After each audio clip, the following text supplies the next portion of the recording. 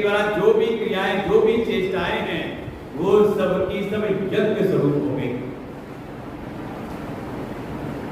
गत संगस्य मुक्तस्य ज्ञानावस्थित चेतसः यज्ञायाचलता कर्म समग्रम प्रविलीयते। इस श्लोक में उसकी स्थिति इस प्रकार से की कि जिसकी समस्त प्रकार की आसक्ति कहां से, बाहर के संबंधों में भी, और इतना समझ लें आत्मा से अतिरिक्त जो कुछ भी है, अपनी आत्मा से अतिरिक्त अपना मन, बुद्धि, इंद्रिय, देह सबके प्रति उसकी आसक्ति हो गई समाप्त।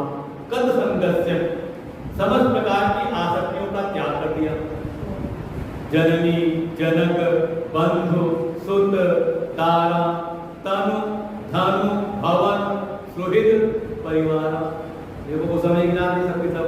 बाहर के संबंध में भी, साथ में अपनी उपलब्धि किए हुए धन में भी, और उपलब्धि का जो हेतु बन रहा है कौन, शरीर, तन, सबसे सब प्रकार की आसक्ति को त्याग कर दिया। और त्याग करने के उपरांत का इनके द्वारा होने वाले जो भी धर्म अधर्म हैं, जो भी पुण्य पाप हैं, उनसे वो हो गया मुक्त। कारण एक ही है, उसका चित्त ज्ञान में अवस्थित है, अपने आत्म स्वरूप में ही अवस्थित हो गया, सबका साक्षी बन करके। इसलिए इसके द्वारा, इस ज्ञानी के द्वारा जो भी कर्म होते हैं, तो अपने आप समझ लें कि अब उसके भीतर स्वार्थ की प्रवृत्ति नहीं होती, बल्कि त्याग की भावना है समाज कल्याण के लिए। तो क्या हो गए, कहा वो सबके सब कर्म हो गए यज्ञ के लिए हो गए।